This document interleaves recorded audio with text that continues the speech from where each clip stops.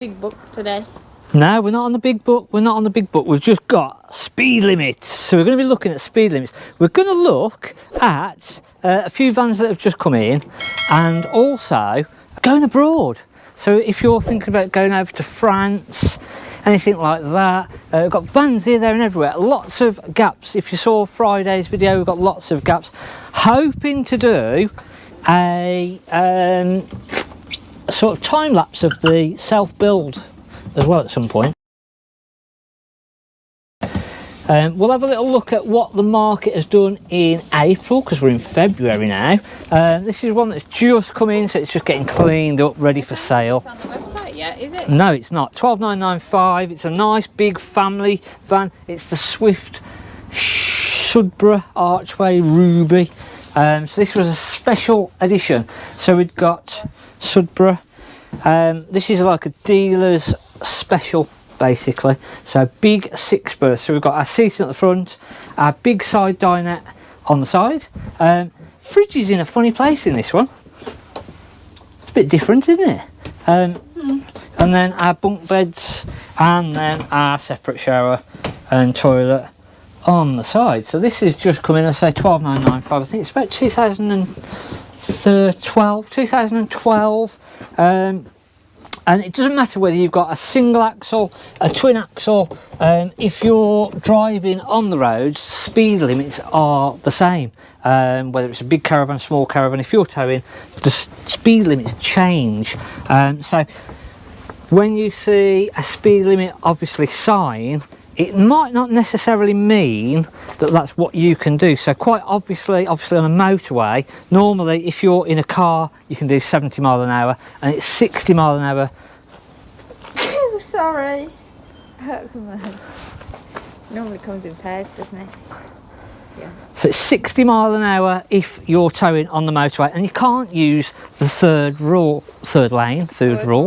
Getting carried away here, aren't I? So we can't use the third lane, but that's not the only one. So when we get onto single carriageways, and again a lot of the single carriageways are 60 mile an hour for a standard car. If you're towing, it's actually only 50 mile an hour. So you've got to stick to 50 mile an hour on single carriageways, and then obviously normal 30 mile an hour, that doesn't ever change. So if you see a 30 mile an hour speed limit, that is what it's always going to be. It's never going to be any different. So it's your 60 mile per hour speed limits and your national speed limits, and obviously 70 mile an hour on the motorway speed limit that is different. So just to recap that, just in case I confuse things there, motorway 60, single carriageways 50. So regardless of what the actual signs say, if you're towing, that is the speed limit. Unless your sign says 40. Yeah, 40 mile an hour is 40. There's no legs down in this, if you want to have a quick little look. Is this new too? Yeah, so this is a 2013 Coachman Pastiche 462. It's so new, we've not even put a price. You can go in, you won't tip it up. Sure, I won't. Yeah, you'll be fine. You'll be fine. There's no legs down, but you'll be fine. So nice. The interior is Yeah, nice. Coachman Pastiche, they were nice vans. Huge washroom, massive washroom. Started to get a few more 2 berths in over at Garden Village. We haven't really got anything over here.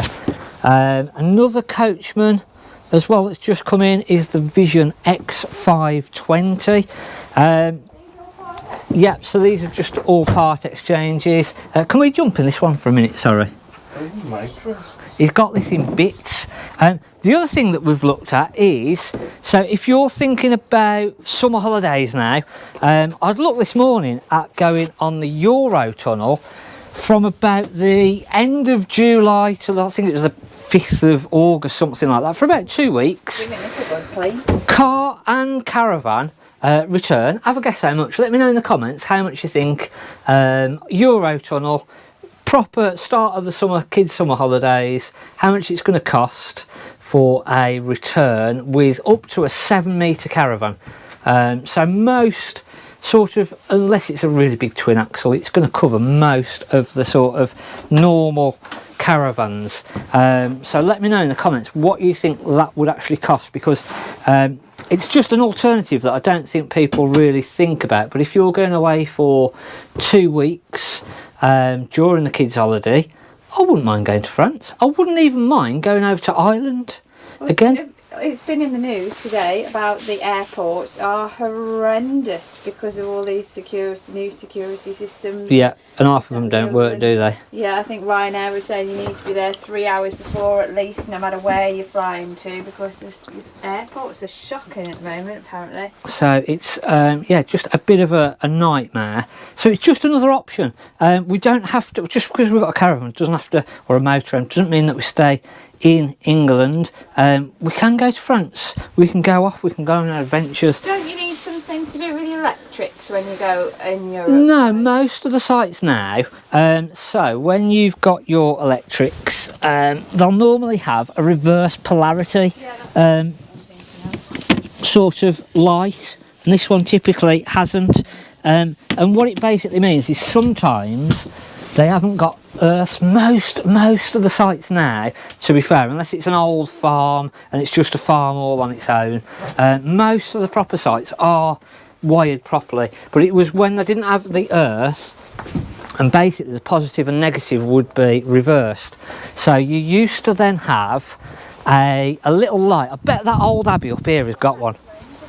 No, that's still a bit new for it really, and that's showing you, that's 2002, that's sort of showing you how long it's been where the reverse polarity thing was an issue, and I'll try and explain it as best as I possibly can. So on here, mains polarity. Right. So if you've got an older caravan and you've got this mains polarity light here, that will light up if the positive and the negative are reversed. So if you go to a site and you plug in and that light comes on, what it means is that your main sort of power side isn't coming through your breakers. It's actually going through the neutral side. So you've got a brown, a blue, and then a green and yellow. Green and yellow is always your earth, and then your brown is your positive, your mains, your live wire, and your blue is your negative. So it means that your brown and your blue are reversed. Now the brown, sort of the power from the brown wire comes in, goes through this main breaker, and then goes through the individual breakers off to the different things. And these are what's going to save your life and what are going to trip out. So if you overload something, if you put too much electrics on, these are what are going to trip out and stop a fire, any damage, any problems. Now if you've got reverse polarity, the blue wire, the negative side, is actually coming through these. So, and then the brown is just going straight to the switch. So there's no protection at all. So it basically means that where these would normally trip out, there's none of that, and that's what happens when this lights up. So your caravan works, but yeah, it will still work. It's just reversed, so you've got no protection whatsoever, and that is when it sort of comes important. But most of the campsites, even over in France now, I know they're a little bit backwards and what have you.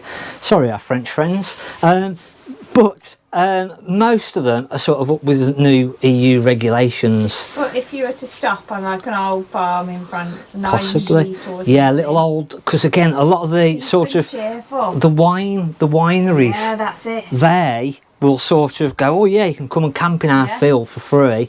Now, yeah, they might. Pierre may have wired the electrics on the weekend, and he might have just gone, yeah, this way, this one. So what happens if you plug it into a new one? It still works, but you're perhaps not protected. You're just not protected. Same as the old ones. Yeah, same thing. It just doesn't let you know like the old ones. Yeah, some of them will sort of say it on the control panel.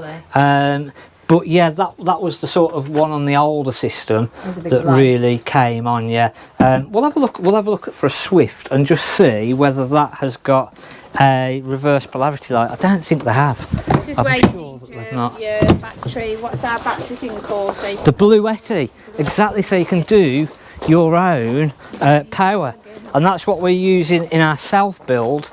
So is that solar panels, battery power, and we can go completely off grid. And it's going to be for horsing. So it's basically going to be a horse lorry. Reverse polarity. Did anyone guess that? No, nobody guessed. No. So yeah, reverse polarity on the Swift units. We have got a reverse polarity, even on the new ones. It'll work, but it'll light up. Yeah, that'll light up. Everything will still work, but just if you're going over to France, just make sure that is not lit up, because that is then telling you that there's an issue. So yeah, it's going to be a horse box. So in the back we're going to have horsepower in the back, but not your traditional horsepower. We looked the other day and you could put all sorts of stuff in the back, really, couldn't you? We've got go-karts, so we could put go-karts. But it's the living area then, so no matter what you go. So a lot of people sort of says, oh, if that came on and started parking next to me, I'd be up and I'd gone. But it's not really going to go into your normal campsites. A lot of what we tend to do is the off-griddy sort of, just a field, these stupid horse show things. And yeah, so that's what it's going to be. So that and is. They'll all look the same, so we won't look out of place and we won't look like a sort of. No, yeah. Every one of those is the same. I have a friend who uses their horse box. They go camping on it. So or camping in it. They allow them. There's no prejudice. They can go, no problems. I think the other one that's just come in again, it's another little two-berth. Lots of empty spaces. So again, we are buying in at the minute, but we're just trying to find the right stock. We've got a lot of stuff. If you looked on Friday's video, we've got a lot of stuff over at Gailey. You might remember us going to buy this a couple of years ago during COVID. Can you remember buying this one? No. So yeah, we went to buy this. True. During COVID, so the lady's just selling this one. What's that? A speaker? No, it's the radio, so there's no radio front in there. Again, this is just come in, so we've not checked it properly yet, which is again why there's no prices on it. So I'm just giving it a quick observation check before we check it properly. But a nice little two-berth. You're doing your tap test? No, that's a waste of time. So to do a proper damp check, you've got to go through with the meter. There's no point feeling the boarding, and you just used to go to the auctions, haven't we? And they used to be in there going around tapping. Tap. Yeah, that doesn't tell you if there's any damp. Definitely not. You can feel it. So when you go round the wall boarding, if you get any soft spots, but the problem is by the time you do that, it's too late.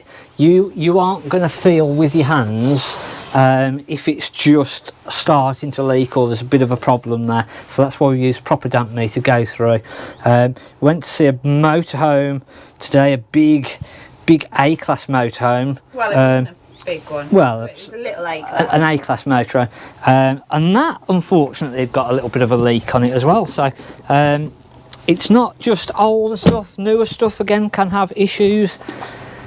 So yeah, but if you were going to go over on the Eurotunnel, because that's what I'd looked at. So yeah, if you were going to go over on the Eurotunnel with sort of this sized van, big as you can get on a single axle, some of the smaller twin axles, 285 quid.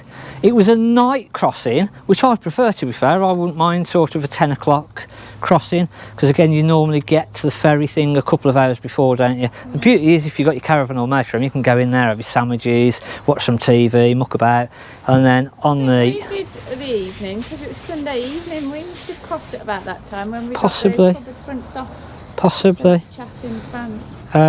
But yeah, I was sort of wondering whether once we've got the lorry going, we're not taking that, because I'd have to do all the driving. Oh, what a shame! What a shame! No chance. So, but yeah, we might try and do an adventure.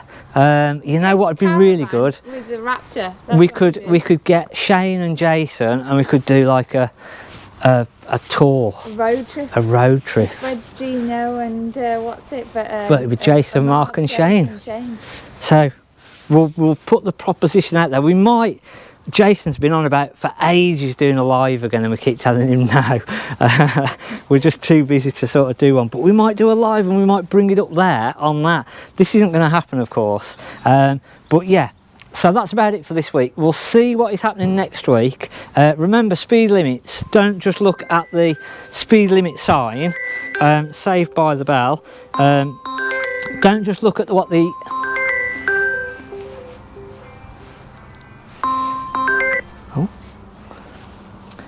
don't just look at what the actual speed limit sign is, because that isn't.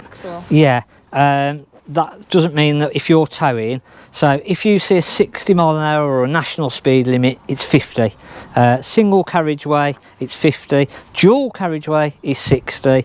And then your 40s, 30s, etc. all the same. So hopefully I've not made that clouded. Clear as mud. Yeah, basically. And then yeah, we'll see you next week. Thanks for watching. If you've not already, hit the subscribe button, hit the like button, and drop us a comment. Hopefully, if anyone got the price right or close, give yourself a clap on the back. Clap on the back. I've run out of things to say now. So right, yeah, thanks for watching. I'm Mark at the Caravan Place.